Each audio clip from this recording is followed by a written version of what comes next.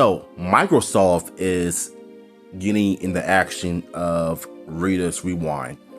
This game has been nothing but praise, positive receptions, because it's been like almost 30 years since we had an actual Power Rangers game that plays like an actual arcade game that we could have gotten from the 90s, even though we had like potentials of it. But I would say that the Super Nintendo version came very close with that.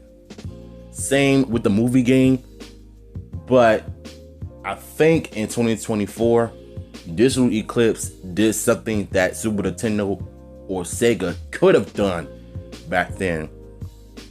So let's see what he's talking about.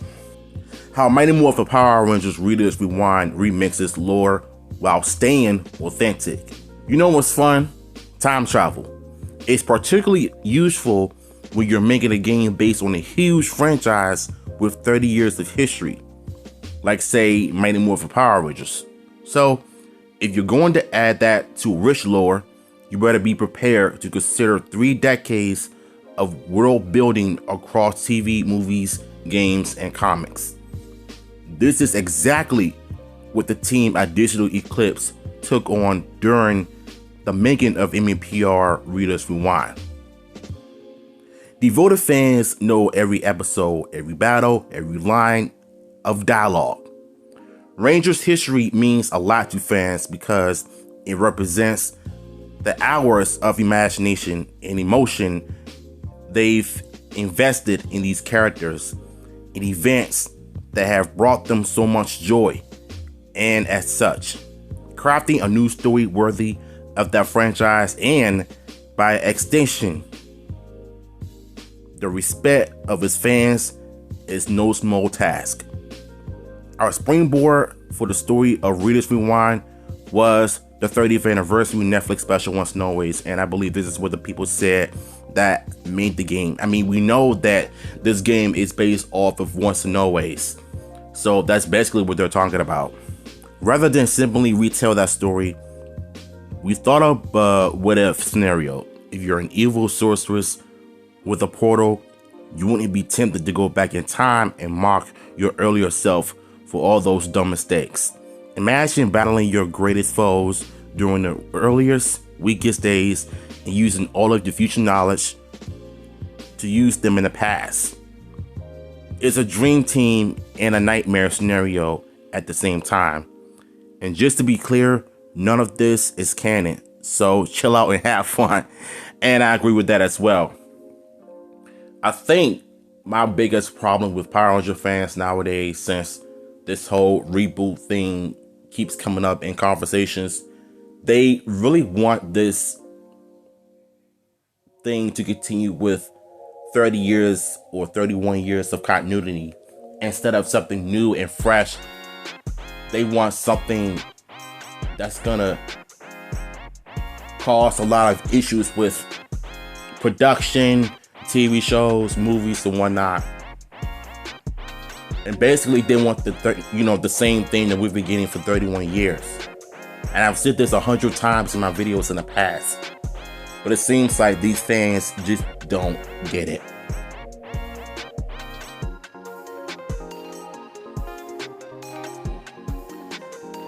Our story team enjoyed digging deep into Rangers lore to come up with something that felt new but reimagined, aligned with everything fans know by heart. Once we decided to chord the plot, we came to some realizations. If Robo-Rita knows the same 30 years of history that fans know, she can start plucking enemies from other areas and dropping them where they don't belong, which can both confuse and delight fans. The future Tango Warriors, a stable of MMPR Season 3, new appear earlier in our first episode, which takes place in Season 1. And which of Rita's creepy champions could we borrow from other timelines in the name of interesting gameplay mechanics?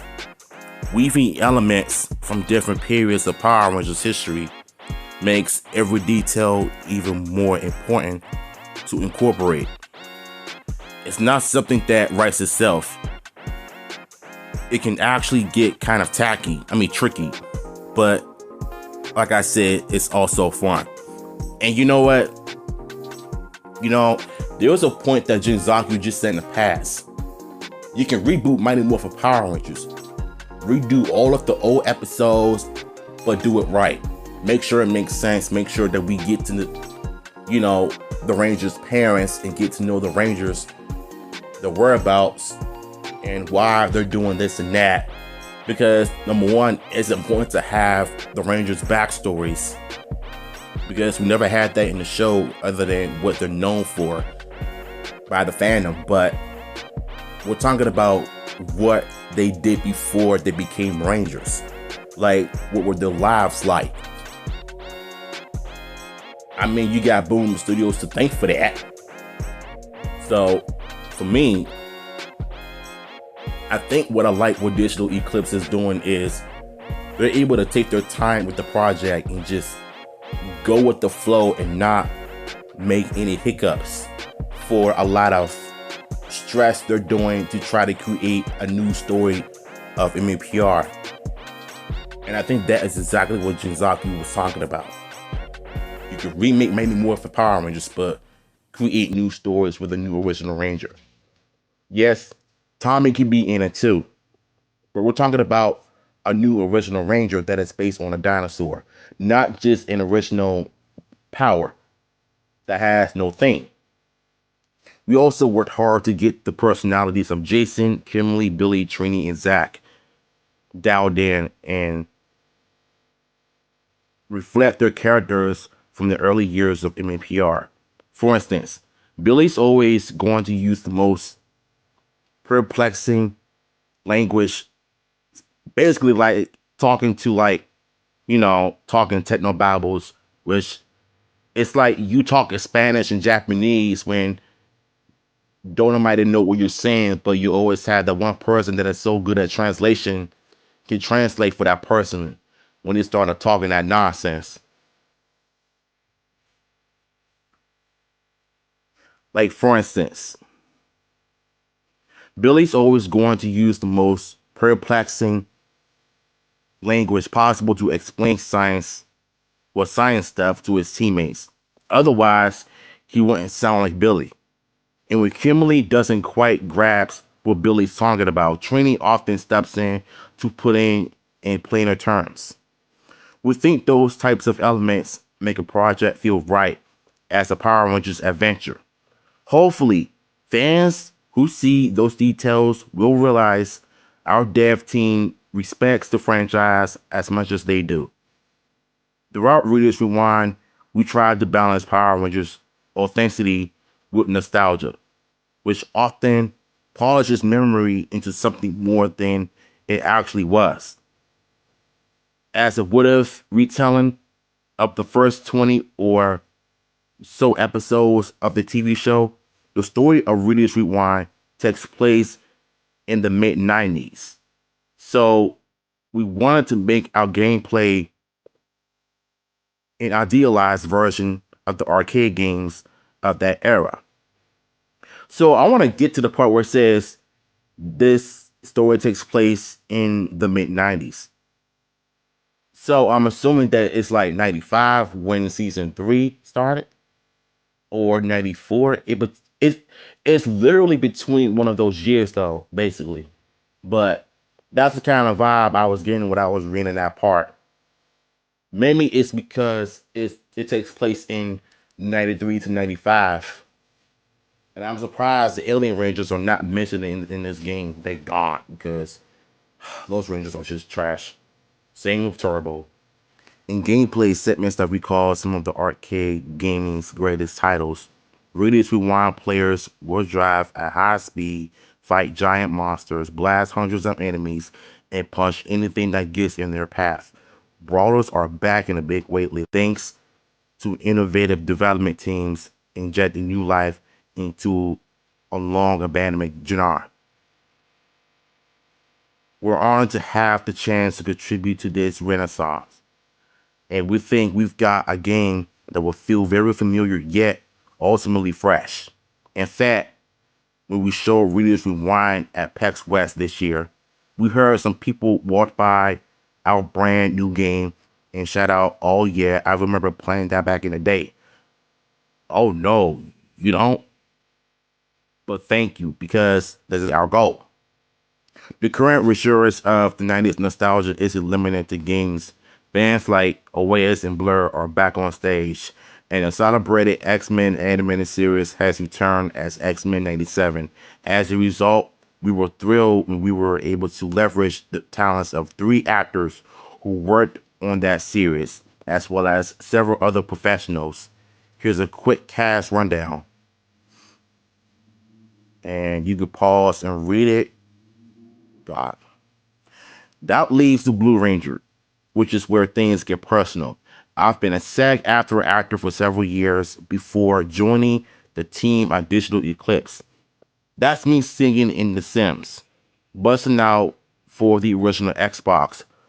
So I was honored to be able to perform the role of Billy. I'm proud to add my voice to a professional cast that delivers dialogues with intensity and energy, offering a perfect match to the game's frantic arcade action.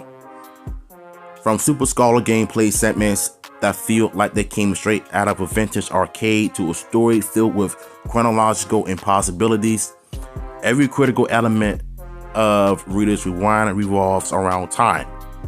There's just one more critical date, December 10th, 2024, which is, yeah, it's telling you you could just pre-order it and just get yours right now.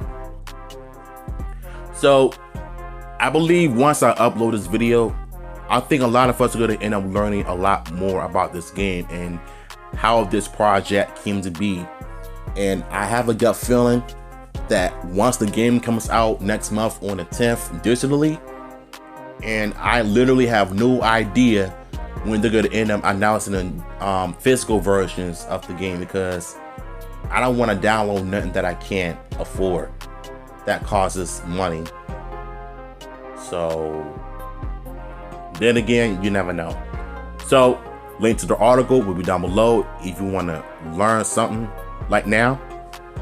Here it is.